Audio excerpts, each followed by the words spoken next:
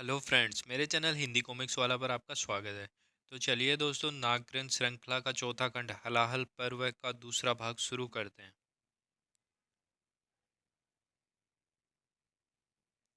समय आ गया है कि दुनिया यह जानेगी कैसे एक अप्राकृतिक अमानवीय अभिशप्त प्राणी ने, जिसे उसका समाज डिर इंडोक बुलाता था, खुद को उसी साम्राज्य का सम्राट, उसका भगवान बना लिया।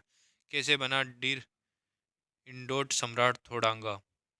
डिर इंडोट, जो अफ्रीकी जनजातियों में बोली जाने वाली भाषाओं अफ्रीकांस के शब्द डिर अर्थात जानवर और जुल्लू भाषा के शब्द इंडोट यानी आदमी से मिलकर बना है, जिसका अर्थ होता है पशु मानव यानी एनिमल मैन। यह शब्द कोई उपाधि नहीं है। एक समय तक वास्तव में इसका प्रयोग अभिशप्त और अप्राकृतिक रूप से जन्मे बच्चों के लिए एक गाली की तरह किया जाता था। अफ्रीका के अंधेरे जंगल अतः प्राकृतिक और अप्राकृतिक रहस्यों को अपनी जड़ों में सृष्टि की उत्पत्ति से छुपाए हुए हैं, जिन्हें बाहरी दुनिया पूर्णतः अभिज्ञ है। सिर्फ इन जंगलों में रहने वाली जनजातियां और कबीले ही इन रहस्यों को जानते हैं। कबीलों के ओझाओं के अपने तरीके होते हैं, बीमारियों से लेकर बुरी शक्तियों से लड़ने तक के। फिर भी मलेरिया, टीबी, एड्स और इबोला जैसी जानलेवा बीमारियों के कहर से इन जनजातियों को बचा पाना इन ओझाओं के वश में भी नहीं था। टॉक्सिक वैक्स वेस्ट, घातक जैविक रसायनों के साथ साथ इन मारे गए आदिवासियों की लाशें लैब के पीछे स्वाम्प दलदल में डुबो जी जाती थी। उस दलदल का शायद कोई तल भी नहीं था, उसमें जो कुछ भी डालो वह सब कुछ निकल सकता था। जैसा कि मैंने कहा, वे लोग किसी खास परिणाम की अपेक्षा में अमानवीय अमानवीय प्रयोग कर रहे थे। उन्हें जेनेटिक म्यूटेशन से निर्मित एक ऐसा अचूक हथियार बनाना था जो आने वाले समय में आतंकवाद का ब्रह्मास्त्र बन सके। परंतु उनके सारे प्रयोग असफल रहे। अप्राकृतिक और वैज्ञानिक तरीकों से जेनेटिक म्यूटेशन साइंस फिक्शन में जितना सरल लगता है उतना होता नहीं है। इसीलिए उन्होंने म्यूटेशन सीरम का प्रयोग गर्भवती औरतों पर किया ताकि वे पशु मानवों को पैदा कर सके। वह प्रयोग भी आंशिक रूप से ही सफल हो सका, क्योंकि इससे जेनेटिकली म्यूटेंटेड बच्चे तो पैदा हुए, लेकिन मृत, जिन्हें कचरे की भांति स्वाप में फेंक दिया जाता था, उनकी माताओं को भी मारकर स्वाप में डुबो दिया जाता था। उन्हें एक खास बूंद चाहिए जो उत्परिवर्तन टीका सह सके, और ऐसा तभी संभव था जब भ्रूण पहले ही प्राकृतिक रूप से म्यूटेटेड हो। विभिन्न विषाणुओं और जीवाणुओं और बीमारियों के चलते कई जंगली औरतों के गर्भ में पलने वाले बच्चों में ऐसी विकृतियां उत्पन्न हो जाती थी। टॉक्सिक वेस्ट, घातक जैविक रसायनों के साथ साथ इन मारे गए आदिवासियों की लाशें लैब के पीछे स्वाम्प दलदल में डुबो दी जाती थी। उस दलदल का शायद कोई तल नहीं था, उसमें जो कुछ भी डालो वह सब कुछ निकल सकता था। जैसा कि मैंने कहा, वे लोग किसी खास परिणाम की अपेक्षा में अमानवीय प्रयोग कर रहे थे। उन्हें जेनेटिक म्यूटेशन से निर्मित एक ऐसा अचूक हथियार बनाना था जो आने वाले समय में आतंकवाद का ब्रह्मास्त्र बन सके। परंतु उनके सारे प्रयोग असफल हो रहे थे। अप्राकृतिक और वैज्ञानिक तरीकों से जेनेटिक म्यूटेशन साइंस फिक्शन में जितना सरल लगता है उतना होता नहीं है। इसलिए उन्होंने म्यूटेशन सीरम का प्रयोग गर्भवती औरतों पर किया ताकि वे पशु मानवों को पैदा कर सके। वह प्रयोग भी आंशिक रूप से ही सफल हो सका, क्योंकि इससे जेनेटिकली म्यूटेटेड बच्चे तो पैदा हुए, लेकिन मृत, जिन्हें कचरे की भांति स्वाब में फेंक दिया जाता था, उनकी माताओं को मारकर स्वाब में डुबो दिया जाता। उन्हें एक खास भ्रूण चाहिए था जो उत्परिवर्तन टीका सह सके। ऐसा तभी संभव था जब भ्रूण पहले ही प्राकृतिक रूप से म्यूटेटेड हो। विभिन्न विषाणुओं, जीवाणुओं और बीमारियों से चलते कई जंगली औरतों के गर्भ में पलने वाले बच्चों में ऐसी विभिन्न विकृतियां उत्पन्न हो जाती थी, जिससे वे जानवरों के जैसे नजर आते थे। इन सभी बच्चों को शापित मानकर कबीलों से बहिष्कृत कर दिया जाता और गहन जंगलों में छोड़ दिया जाता, जहां वे इड, इडोट या तो जंगली जानवरों का शिकार बन जाते या फिर तिरस्कृत जीवन व्यतीत करते। ऐसा ही एक डिर इडोट यानी कि मैं अपनी माँ की गर्भ में पल रहा था, मेरे अंदर चल रहे नेचुरल जेनेटिक म्यूटेशन प्रोसेस को बूस्ट मिला अननेचुरल म्यूटेशन सीरम से। मेरी माँ उस लैब में इस धोखे में गई थी कि वे लोग उनके होने वाले बच्चे के स्वास्थ्य का और उनका पूरा ख्याल रखेंगे, और उन्होंने रखा भी। मेरी माँ को लैब में भर्ती कर लिया गया। वह खुश थी कि उसके होने वाले बच्चे को भी जो भी बीमारी थी उसका निःशुल्क उपचार अच्छे लोग कर रहे हैं, लेकिन वह नहीं जानती थी कि यह वही है जिसकी हमें तलाश थी। मैदाम को इन्फॉर्म करो, हमें नेचुरल म्यूटेंट फिट्स मिल गया है। उसे वाइटल न्यूट्रिएंट्स नहीं बल्कि म्यूटेशन सीरम के डोजेज दिए जा रहे थे, जो उसके गर्भ में पल रहे बच्चे के म्यूटेशन को कई गुना अधिक परिष्कृत कर रहे थे। आखिरकार प्रयोग सफल रहा। 9 माह पश्चात मेरी माँ ने एक सफल डिरिडोर को जन्म दिया। हा हा हा। आखिरकार सफलता मिल गई। मेरी माँ को उनके कुत्सित इरादों की भनक लगी और वह लेब से भाग गई। पकड़ो इसे। अपने नवजात शिशु को लेकर वह माँ वापस अपने कबीले भी नहीं जा सकती थी। उसके पास एक ही रास्ता था कि खुद को और अपने बच्चों को जीवन को उस जंगल के रहम और करम पर छोड़ दे। मत रहो मेरे बच्चे, मेरे लाल, कितना प्यारा और सुंदर बेटा है मेरा, देवताओं से भी सुंदर। जब तक तेरी माँ जिंदा है तुझ पर आँच भी नहीं आने देगी। जानते हो साथियों, मुझे जंगल से इतना प्यार क्यों मिला? क्यों है? जितना मैं किसी जीवित प्राणी से नहीं करता। क्योंकि उस रात जंगल में मेरी उस असहाय अबला माँ का और उसके विकृत शिशु का रक्षक था। भागते भागते मेरी माँ जंगल के उस हिस्से में चली गई थी जहाँ डिर इडोट रहा करते थे। यह दुर्गम घाटी जंगल का वह हिस्सा थी जो भक्षकों का भी भक्षण कर लेती थी। उस घाटी को आदिवासी कबीले और पूरा जंगल अभिशाप मानता था, और अभिशाप माने जाते थे उस घाटी में पलने पलने वाले वह भयावह विकृत प्राणी। जैसे मेरे और मेरी माँ के लिए देवताओं का वरदान बनकर आए थे। मेरे गुरु महान एलिफेंट, जीवित और सुरक्षित रहना है तो मेरे साथ आओ। एलिफेंटा भी मेरी तरह एक डिरिडोर थे, जिन्हें जन्म लेने के साथ ही उन्हें कबीले ने निष्कासित कर दिया था। परंतु डिरिडोर होते हुए भी वे उस जंगल के बाकी पशु मानवों से ही नहीं बल्कि इंसानों से भी कहीं अधिक बुद्धिमान व शक्तिशाली थे। शक्तियाँ और वे शक्तियाँ सिर्फ शारीरिक और मानसिक नहीं बल्कि तामसिक और अलौकिक भी थी, जिसका प्रयोग उन्होंने अफ्रीका के सबसे दुर्लभ और विलक्षण काले जादुओं की शक्तियों को साधने में किया। गुरु एलिफेंटा जो तो इन शक्तियों को साधते हुए अलौकिक और तामसिक शक्तियाँ उन्हें और अद्भुत ज्ञान प्रदान करती चली गई। उन्होंने इस उस ज्ञान के बल पर दूसरे डीर इडोट्स की मदद की। लेकिन मैं सबसे अलग था, सबसे बेहतर, अपने गुरु से भी और बेहतर और उत्कृष्ट। मैं सर्वश्रेष्ठ डीर इडोट था। यह बात मेरे गुरु को बहुत जल्द समझ आ गई। जाने उन हैवानों ने क्या किया? मेरे मासूम बच्चे के साथ मेरी कोख में ही इसे विकृत कर दिया। डिडोट होना कोई विकृति नहीं है माते, यह एक ऐसा वरदान है जो हर किसी को प्राप्त नहीं होता। आपके बेटे की प्राकृतिक शक्तियाँ उन विदेशियों की मशीनों की मोहताज नहीं। इसके जैसा महाशक्तिशाली, अद्भुत और विलक्षण डिडोट मैंने कभी नहीं देखा।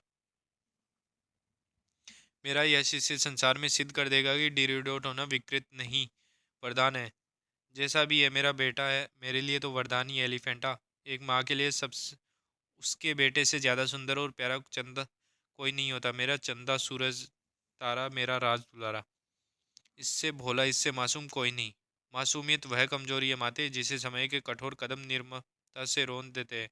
इस बच्चे को दुनिया में जीना और दुनिया पर राज करना है तो इसे खुद को समय से अधिक कठोर और निर्मम बनाना होगा। मेरे गुरु ने अपने कहे अनुसार अपना कठोर प्रशिक्षण आरंभ कर दिया। 2 साल की उम्र से मैं अफ्रीका के दुर्लभ काले जादू और तंत्र मंत्र का ज्ञान अर्जित कर रहा था। कहते हैं जानवरों को आने वाले खतरे का आभास पहले ही से ही हो जाता है। शायद मेरे गुरु को भी आने वाले खतरे का आभास पहले ही हो गया था, जिसके लिए वे मुझे तैयार करने की भरसक चेष्टा कर रहे थे। पर मेरी दुनिया, मेरी संसार मेरी माँ के कदमों में बसा था। मेरा बुद्धू थोड़ांगा इतना बड़ा हो गया है, अब तो माँ का अंगूठा छोड़ दे। बड़ा कहाँ हुआ हूँ माँ, मेरे लिए तो तू हमेशा छोटे मेरे लिए तेरे लिए तो मैं हमेशा छोटा ही रहूँगा ना। हाँ मेरे बच्चे, तू मेरे लिए हमेशा ऐसा ही रहेगा, मेरा भोला मासूम मृग शावक, जैसे मैं भेड़ियों के झुंड से बचा कर लाई हूँ। जंगल के देवता तेरी मासूमियत यूं ही बनाए रखें, यह वरदान है बेटा। मेरी माँ जो इस मासूमियत को वरदान मानती थी वह मेरे जीवन का अभिशाप बनने वाला था। 5 साल की उम्र तक मैं काले जादू की कई गूढ़ विद्याएं सीख चुका था। उस समय पहली बार गुरु एलिफेंटा ने मुझे सतरंगा, गेंडे और काबूकी के खजाने के बारे में बताया। ध्यान से देख तोड़ांगा, यह है अफ्रीका की धरती के सबसे दुर्लभ और सबसे शक्तिशाली काले जादू की शक्तियों के धारक काबूकी का खजाना और सतरंगा गेंडा। ये कोई साधारण गेंडा और हड्डियां नहीं है तोड़ांगा। आज तक कोई भी यहाँ तक नहीं पहुँच पाया है। जीवित सतरंगी गेंडे का सींग जिसने भी ताबीज की तरह धारण कर लिया, उसकी काले जादू की शक्तियाँ लाखों गुना बढ़ जाएगी। और यह काबूकी का खजाना, यह वह असीम ऊर्जा स्रोत है जो इस खजाने के स्वामी को संसार में सबसे शक्तिशाली बना देगा। समय और दुर्भाग्य अपने निर्मम कुत्सित इरादों के साथ साथ उस दिन मेरे जैसे उस सतरंगी गेंडे की तरह लुक्का छुपी खेलते हुए मुझ तक पहुंचे थे। अरे, अरे, यह तो सतरंगा गैंडा है। इसके बारे में गुरु एलिफेंटा ने बताया था। गुरु एलिफेंटा तो तंत्र सिद्धि में लीन है और रात्रि उस गुफा से नहीं निकलने वाले, लेकिन तब तक तो यह गेंडा भाग जाएगा। उस गेंडे को पाने की चाहत में मैं उसके पीछे पागलों की तरह भागता। मैं कहाँ जानता था कि मैं अपना सब कुछ खोने वाला हूँ। उस दिन से पहले मैं कभी गुरु एलिफेंटा की गुफा से अधिक दूर नहीं गया था। उस सतरंगी गेंडे के सम्मोहन में बंधा मैं जिस जैसे उसके पीछे खींचा चला गया था। मुझे उस अनजान खतरे से बचाने की धुन में मेरी माँ मेरे पीछे, थोड़ांगा रुक जा थोड़ांगा। वह अनजान खतरा जो अब भी उस घाटी में घात लगाए बैठा था। लेब वालों ने घाटी में ड्रोन्स और जासूसी कैमरे लगे रखे थे। उन्हें यकीन था कि उनका प्रयोग एक ना एक दिन उनकी नज़र में आ जाएगा। आखिरकार 5 सालों के इंतजार के बाद एक्सपेरिमेंट हमारे सामने है। इस बार यह हमारे हाथ से निकलना नहीं चाहिए, वरना मदाम हम सबकी खाले खिंचवा देगी। वो फाइटर ड्रोन से एक्सपेरिमेंट को उलझाता हूँ, तुम लोग तब तक घाटी के चप्पे चप्पे पर फैल जाओ। तुम्हारे और एक्सपेरिमेंट के रास्ते में जो भी है उसे ख़त्म कर दो। मैंने जीवन में पहले कभी लोहे की आग उगलती चिड़िया नहीं देखी थी। मैं डर गया, मैं बहुत ज़्यादा डर गया। लोहे का पक्षी आग उगल रहा है, माँ बचाओ। एक डरा हुआ बच्चा आखिरकार भगवान से पहले ही अपनी माँ को ही पुकारता है, माँ बचाओ। थोड़ांगा मेरे बच्चे, मैं आ रही हूँ। क्योंकि वह बच्चा जानता था कि भगवान उसकी रक्षा करने एक बार को भले ही ना आए, लेकिन उसकी माँ जरूर आएगी। तुझे कुछ नहीं होने दूंगी मैं, मेरे बच्चे चल मेरे साथ वापस। मेरा वजन और मेरा डर दोनों ही जैसे मेरे पैरों की बेड़ियां बन गए थे। ये गंदे लोग कौन है माँ? ये हम पर आक्रमण क्यों कर रहे हैं? बुरे लोग हैं बेटा, बहुत बुरे लोग। ये तुझे हम मुझसे हमेशा के लिए दूर ले जाना चाहते हैं। लेब में बेटा शैतान हमें भाग निकलने का कोई मौका नहीं दे रहा था, लेकिन मौका मेरे साथियों ने दे दिया। मेरे साथियों ने हमें बचाने के लिए अपनी जान कुर्बान कर दी। उन्होंने जिन्हें दुनिया ना इंसान मानती थी ना जानवर, लेकिन जिनकी भावनाएं उन इंसानों से अधिक मानवीय थी, जो एक ऐसा है माँ को मार कर उनके अबोध बच्चे को उनसे छीनने आए थे। माँ मुझे गोद में उठाकर नहीं भाग सकती थी और डर के कारण मेरे कांपते पाँव मुझे ही भागने नहीं दे रहे थे। मेरे थरथराते कदम मेरा भारी भरकम वजन संभाले ना रख सके। आह माँ, थोड़ांगा, माँ। उन दरिंदों के कलेजे एक पल को भी ना कांपे मेरी माँ को मुझसे हमेशा के लिए जुदा करते हुए। आह, भाग थोड़ांगा, मुझे छोड़ के भाग, एलिफेंटा के पास जा। उस दिन मेरी बाहों में अकेले मेरी माँ ने दम नहीं तोड़ा था। मेरी मासूमियत ने मेरी माँ के साथ ही दम तोड़ दिया था। नन्हा थोड़ांगा उस दिन अपनी माँ के साथ ही मर गया। कुछ बचा था तो बस एक अभेद्य कवच। और उस कवच में था सांस लेता जीता जागता आक्रोश, जिसका हृदय एक पल में समय ने उसके कवच के समान कठोर बना दिया था। अपनी माँ को अपनी आंखों के सामने तड़प कर मरता देखने वाले बच्चे उम्र से पहले बड़े हो जाते। माँ के साथ ही उसके अंदर की ममता मर जाती है और अपनी आत्मा के इस खालीपन को अक्सर वे क्रूरता और निरक्षरता में से भरते हैं। मेरे कान सिर्फ उनकी चित्कार सुनना चाहते थे जिन्होंने मेरी माँ की लोरियाँ छीन ली। मेरे अंदर ताज़ा ताज़ा जागा हिंसक जानवर उनके डर को सूंघ सकता था। मुझे वह डर सुकून दे रहा था। मेरे अंदर सिर्फ मेरी पाश्विक निरक्षरता ही नहीं जागी थी, मेरी पाश्विक शक्तियाँ और प्रवृत्तियाँ भी जाग रही थी। मुझे पहली बार पता चला कि मेरी गेंडी जैसी मजबूत और अभेद्य खाल किसी कछुए की तरह ही भी काम कर सकती है। कछुए की तरह अपने कवच में सुरक्षित मैं प्रतीक्षा कर रहा था कि वे हमलावर मुझे उस इंसान तक ले जाए जो मेरे बचपन को बर्बाद करने का असली जिम्मेदार था। जैसा कि मैंने सोचा था, वे हमलावर मुझे उस असली गुनहगार तक ले आए। उफ, सारी ताकत लगाकर भी इसका कवच नहीं खुल रहा है। प्रकृति और विज्ञान का सम्मिलित चमत्कार है यह एक्सपेरिमेंट। अब इसके जैसे पशु मानवों की हम पूरी सेना तैयार करेंगे, ऐसी सेना जो अविजय होगी। ह ह ह।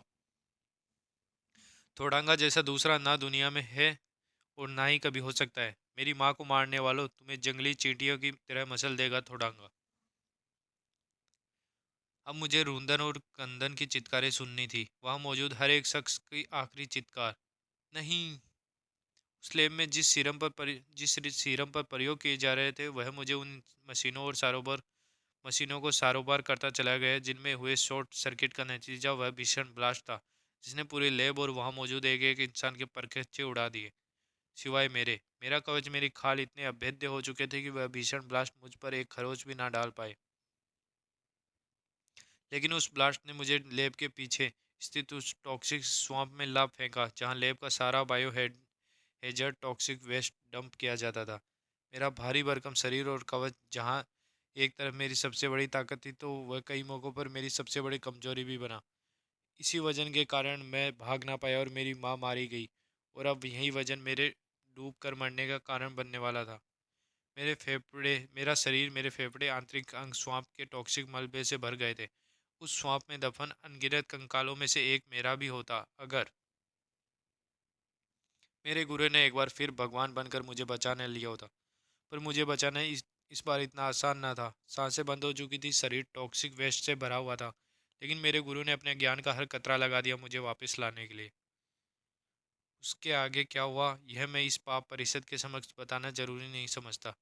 जो कुछ जो कुछ भी हुआ, ये उसका उसी का नतीजा है कि अफ्रीका के जंगलों का बेताज बादशाह सम्राट तोडंगा आप सबके सामने खड़ा है और नागराज की मौत पर अपनी दावेदारी पेश कर रहा है। दावेदारी? हाँ हाँ हाँ, बेवकूफ़ गेंडे, तुझे एहसास ही नहीं है कि तेरे पूरे वजूद पर पहली दावेदारी खुद मिस किलर की है, क्योंकि अफ्रीका में चल रहे उस ह्यूमन म्यूटेशन प्रोग्राम की संचालिका और तू जहाँ उपज कर एक कमज़ोर विकृत पीले पिल्ले से अभेद्य थोडांगा बना, उस लैब की स्वामिनी खुद दूसरी और कोई नहीं, खुद मदास मिस किलर थी। तू मेरी प्रॉपर्टी है गेंडे, और सही समय आने पर मैं तुझे अपना पालतू कुत्ता बना लूँगी, जैसे पहले बोकाराक्स को और गरलगंड को बनाया था। वैसे मेरे पालतुओं की लिस्ट तो युगों पुरानी है, जो स्वर्ग से निष्कासित होने से पूर्व शुरू हुई थी और ख़त्म मुझे यकीन है कि नागराज पर जाकर होगी। स्वर्ग की निष्कासित अप्सरा मरीचिका से लेकर जापान की सबसे खतरनाक डायन कोजी बनने तक, और कोजी से मिस किलर बनने तक की तुम्हारी युगों पुरानी यात्रा वाकई बहुत दिलचस्प है मिस कलर। यही कारण है कि तुम मेरी विशेष कृपा की पात्र हो। आखिर तुम्हें और तुम्हारी लेब में पनपे इस अविजयी योद्धा थोडांगा को मेरे बहुत विशिष्ट कार्यों को अंजाम देना है। अब जब आप लोग मेरे अस्तित्व के बारे में चंद आवश्यक बातें जान चुके हो, तो इस बात का एहसास भी आप तो को भली भांति होगा कि मैंने अपने बचपन में नागराज के बचपन से कई अधिक विषमताएं झेली है। बुद्धि और बल में तो मैं नागराज से हमेशा से 21 था। मैंने समय के साथ यह सिद्ध करके दिखाया कि असल दरिंदा वह है जिसका खौफ लोगों को उसका नाम इज्जत से लेना सिखा दे। कल तक जो शब्द डिर इडोड एक सब ऐसा अपशब्द था, उसे मैंने सम्मान और आदर के प्रतीक के रूप में स्थापित कर दिया। बचाओ हमें, भगवान के लिए कोई तो बचाओ। हा हा। अफ्रीका के जंगल का भगवान भी थोडांगा की गुफा में घुसने से डरता है, जानती हो क्यों? चलो गुफा में समझाता हूँ। जुगत जगोता कांको फुकारू फूंक दो रे सारा कबीला।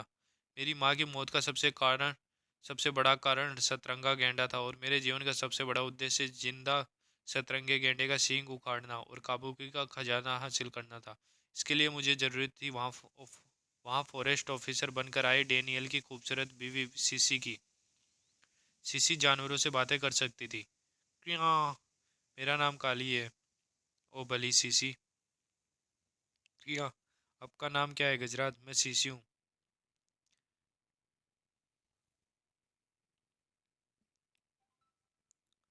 लगता है थोड़ांगों को मेरे इंटरपोल एजेंट होने और हमारे मिशन की भनक लग गई है।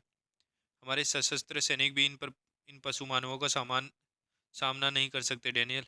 मैंने अपने सबसे काबिल डिरिंडोड योद्धाओं फुकारू जोगोता और कांगो और जीपा को इस कार्य के लिए भेजा। जीपा सीसी को उठाकर मेरी गंटारा घाटी में स्थित गुफा में लाने के लिए निकला। यहाँ काली, मेरी रक्षा करो। घबराना मत भली सीसी, हम आ रहे हैं। आओ आओ, तुम सबको मारकर तुम्हारे कलेजे भून कर खाएगा जिप्पा। लेकिन मेरे वफादारों के सामने वे भला ज़्यादा देर कहाँ ठहरने वाले थे। उतनी देर में ही नरबख्शी खूनी कबीले की आत्माओं का खात्मा कर वहाँ आदम का कमबख्त नागराज। मैंने सुना था कि अफ्रीका के बीहड़ जंगल बेहद खतरनाक है, अब देख भी लिया, और इसकी जड़ है थोडांगा। हाथों से सांप छोड़ता हरा इंसान। तुम नागराज हो ना? सही पहचाना दोस्त। फुकारू जगदा और कोंगो ने वहां से निकलना ही फिलहाल सही समझा। नागराज, मेरी सीसी को बचा लो। थोड़ांगा का आदमी जीपा उसे घंटारा घाटी की तरफ उठा ले गया है। जीपा उस उदंड हाथी का काम तमाम करने ही वाला था कि तेरे भेजे की भुर्जी बनेगी रे काबू की। निरही बेजुबान पर अपनी ताकत का लोहा आजमाने वाले, जरा नागराज पर अपने लोहे की ताकत आजमा। बच्चों और बेजुबानों पर अत्याचार करने वालों को बहुत बुरी मौत मारता है नागराज। जिस जिप्पा का वार पहाड़ में दरार डाल सकता था, उसे अपने स्नेक हैंड के एक वार से दो फाड़ कर दिया नागराज ने। लेकिन फुंकारो जगत और कांगो ने जिप्पा का बलिदान व्यर्थ न जाने दिया। ओह! मौके का फायदा उठाकर थोडांगा के गुलाम सीसी को लेकर घाटी में उतर गए। तुम्हें बचाना तो नागराज का कर्तव्य था गजराज, इसमें धन्यवाद कैसा। नागराज, वह दुष्ट जिपा और मेरी सीसी कहाँ है। जीपा तो मेरे हाथों मारा गया। कांगो, जगोता और फुंकारू सीसी को लेकर इस गाड़ी में उतर गए। सुना है इसमें जाने वाला एक भी इंसान आज तक जिंदा या मुर्दा बाहर नहीं है। थोडांगा का गुप्त निवारा इसी घंटारा की गाड़ी में कहीं है। गजराज हमें अपनी पीठ पर बैठने का इशारा कर रहा है। शायद यह हमें उस घाटी में ले जाना चाहता है। यह तो हाथियों का मुखिया काली है। काली की पीठ पर सवार घंटारा की घाटी में उतरते नागराज को बिल्कुल भी एहसास नहीं था कि उसका सामना किस मुसीबत से होने वाला है। घंटारा की घाटी को यूं ही मौत की घाटी नहीं कहा जाता था। ओह! इस घाटी में तो घातक विष झरने की भांति बह रहा है। मेरा सिर घूम रहा है, मुझे चक्कर आ रहा है नागराज। समय के साथ न सिर्फ मैंने उस घाटी की काली शक्तियों को विकसित और पोषित किया है, बल्कि उन्हें किसी भी आने वाले खतरे को फाड़ खाने के लिए प्रशिक्षित भी किया था। सावधान काली, हम पर हमला करने के लिए घात लगाई जा रही है। किसी भी पल हमला हो सकता है। बचो नागराज, ये सभी थोडांगा के खतरनाक डीरिडोर सेवक है। बचने की जरूरत मुझसे ज़्यादा इन बेचारों को है। लेकिन नागराज, अगर ऐसे सेवकों के हाथों मारा जाता तो नागराज काहे का। मेरे डीरिडोर सेवकों को मात देकर नागराज खुद को जरूर बहुत बड़ी तोप समझते हुए घाटी में घुसा चला रहा था। लेकिन वह बेवकूफ़ कहाँ जानता था कि थोडांगा ने कोई कच्ची गोलियां थोड़ी ही खेली है। काली के पैर विष की दलदल में धंस रहे हैं, वह आगे नहीं बढ़ पा रहा। घाटी का यह हिस्सा पानी से नहीं बल्कि उसी घातक विष से भरा हुआ था जिस विष के झरने हम पीछे देख चुके हैं। यहाँ उगे सभी पेड़ पौधे और वनस्पतियाँ उस विष से उपज रहे हैं। इस घातक विष से भरे वातावरण में आगे बढ़ना और तुम्हारे और काली दोनों के लिए खतरनाक हो सकता है। बेहतर होगा मैं अकेले ही आगे बढ़ूं। मैंने ऐसे तुरूप का पत्ता घाटी में दबाव कर रखा था जो परिस्थिति के साथ नागराज की शोक का रूप पलटने की क्षमता रखता हो। मेरी तंत्र शक्तियाँ और काले जादू से प्राप्त किया गया है मेरा सर्वश्रेष्ठ गुलाम, यक्ष राक्षस घंटारा। हे बाबा गोरखनाथ, यह तो कोई यक्ष राक्षस है। जी हाँ दोस्तों, इस घाटी को घंटारा की घाटी इसलिए कहा जाता था क्योंकि इस घाटी की रक्षा करता था यक्ष राक्षस घंटारा। यक्ष राक्षस घंटारा की घाटी में अनाधिकृत प्रवेश करने वाले कौन है तू प्राणी। मेरे घातक गरल विष में श्वास लेकर कोई साधारण प्राणी जीवित नहीं रह सकता। इस संसार में ऐसा कोई विष नहीं जो नागराज के लिए घातक हो। विलक्षण है तू नागमानव, परंतु तू कितना भी विलक्षण सही नागमानव, घंटारा का गरल विष तुझे गला डालेगा। आह! असंभव, कोई विष भला मुझे कैसे क्षति पहुंचा सकता है। नागराज, क्या उसके पुरखों ने भी अपने सपने में नहीं सोचा था कि अफ्रीका के जंगल में उसका सामना किसी ऐसे विषधारक से होगा। तो अब आपकी समझ में आया कि थोडांगा कितनी पहुंची हुई चीज़ है। यही नहीं, अभी आगे सुनो। यह विष मुझे कितनी असहनीय पीड़ा क्यों न दे। कुछ ही क्षणों में मेरी विष प्रतिरोधक शक्ति इस विष के विरुद्ध मुझे इम्यून करके मेरे घाव भरे देगी। असंभव, संसार में सिर्फ एक ऐसी विष शक्ति ऐसी है जो गरल विष को काट सकती है। तुझमें देव विष है। अब तो तुझे एक पल भी जीवित छोड़ना खतरनाक है। तेरे साथ लड़ने में व्यर्थ किया गया हर क्षण सीसी के लिए घातक सिद्ध होगा। इसीलिए तेरा ई लीला के साथ इस लड़ाई को भी जल्दी खत्म करते हैं। हा हा हा। मूर्ख नागमानव, तुझे लगा कि तू घंटारा की घाटी में आकर घंटारा का वध कर सकता है। हा हा हा। ओह, यह तो कटकर फिर से जुड़ गया। इस बार तुझे मैं हल्के में नहीं लूंगा। तुझ पर गरल विष तक तक उगलूंगा जब तक तेरी हड्डियां भी गल नहीं जाती। इसके गरल विष को मुझे अपनी विष फुंकार से वाष्पित करना होगा, और ऐसा करते हुए मुझे इसके शरीर में अपने दांत गड़ाने होंगे। मेरी घातक विष इसकी हड्डियां तक गला देगा। अब यह दोबारा जीवित होकर अट्टास नहीं कर पाएगा।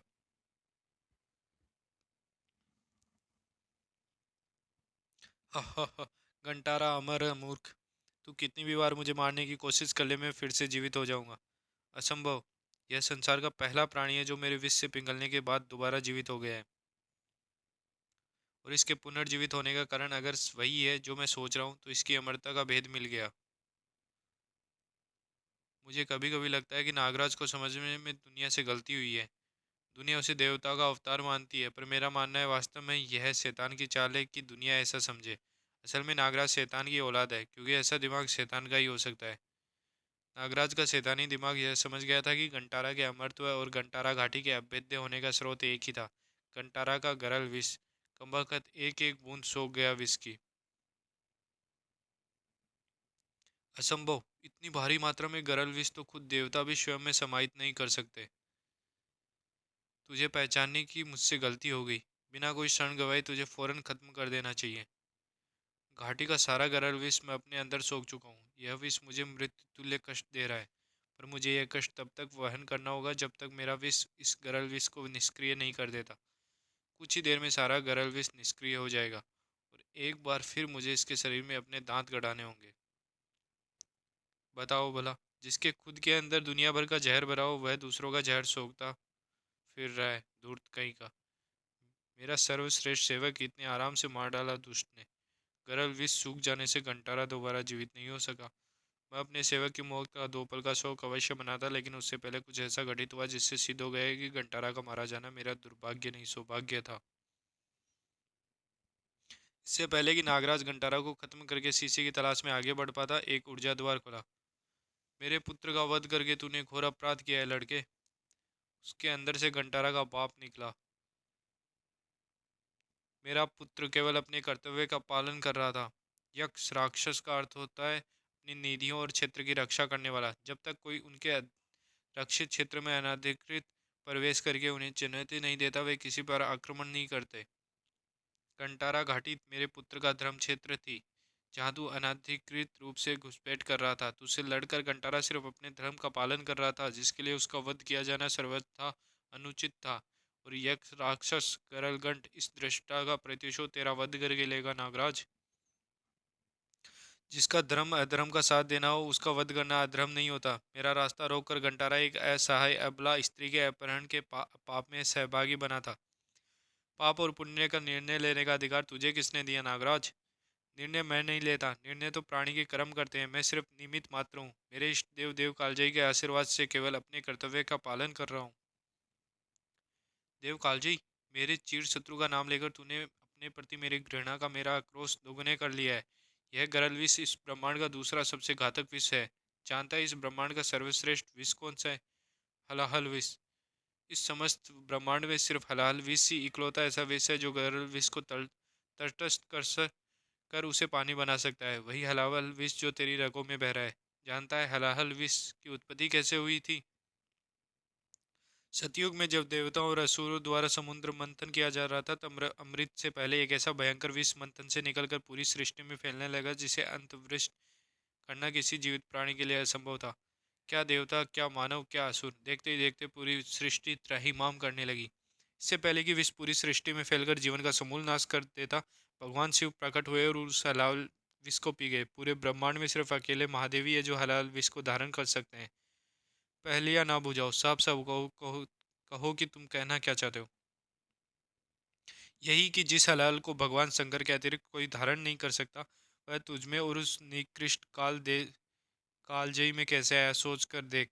कालजयी अगर इतना बड़ा धुरंधर है, तो जब सृष्टि में हलाहल फैल रहा था, तब क्या वह अपने बिल में घुसा छछूंदरों का सेवन कर रहा था? संपूर्ण हलाहल का वहन सिर्फ और सिर्फ महादेव ही कर सकते हैं रे मूर्ख। सत्य है कि हलाहल का मात्र एक अंश महादेव ने कालजयी को वरदान स्वरूप दिया था। उस एक अंश हलाल के बल पर वह ढोंगी पाखंडी कालजयी मांत्रिक सर्पों का इष्टदेव बनकर बैठा। लेकिन इतने पर भी उस पाखंडी को चैन नहीं रहा, क्योंकि उसकी लालसा तो दुनिया का भगवान बनने की थी। बकवास! इससे मेरा क्या लेना देना? मुझे सीसी को बचाना है। या तो मेरा रास्ता छोड़ो, या फिर अपने बेटे के पास पहुंचने की तैयारी करो। यह पहला मौका था जब नागराज के अस्तित्व के बारे में कोई सटीक जानकारी मिल रही थी। उस समय तक नागमणि ने नागराज की उत्पत्ति की कहानी नहीं सुनाई थी। नागराज ने गरलकंठ की बात पर अड़ंगा लगा दिया। तत् तेरे की, यह नागराज हमेशा काम खराब करता है। घंटारा का बाप कितने काम की बातें बता रहा है। ऐसा लगता है गरलगंठ नागराज के बारे में ऐसी बातें जानता है जो खुद नागराज में नहीं जानता। अगर मुझे पहले पता होता तो अपने काले जादू से घंटारा के बजाय उसके बाप को अपना सेवक बनाता। अभी भी बहुत देर नहीं हुई, इन दोनों की लड़ाई में जो भी जिंदा बचेगा वह घंटारा की जगह लेगा। उसी समय मेरे वफादार सीसी को लेकर वहां पहुंच गए। शाबाश मेरे वफादारों, बिल्कुल सही समय पर आए हो। मेरा अपहरण करके तुमने बहुत बड़ी गलती की है थोड़ांगा, अब भी समय है, मुझे जाने दो।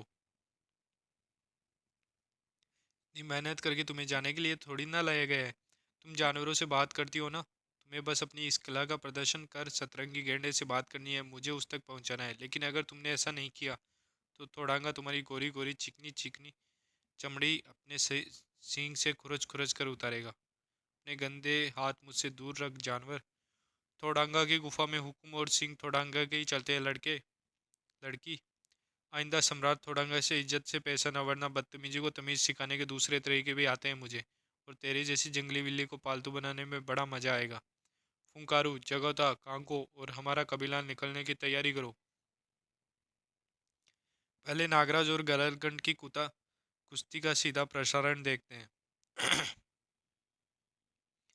कालजयी की ही तरह महादेव ने भी मुझे गरल विष का आशीर्वाद प्रदान किया है। मेरे गरल विष की तीव्रता घंटारा के गरल विष से कई गुना अधिक है। अब देखना यह है कि तेरे अंदर हलाल की तीव्रता कितनी है। जितनी तेजी से ये गरलगंड चारों तरफ गरल का विष फैला रहा है, उसे रोकने के लिए मुझे वाकई कुछ करना होगा, लेकिन वह नहीं जो गरलगंड चाहता है। मुझे कुछ ऐसा करना होगा जो मैंने आज तक कभी नहीं सोचा, कभी सपने में भी नहीं सोचा कि मैं कर सकता हूँ। मेरे अंदर यदि एक नाग की संपूर्ण शक्तियाँ हैं तो मैं एक नाग की तरह अपना विष भी उगल सकता हूँ। हलाहल विष।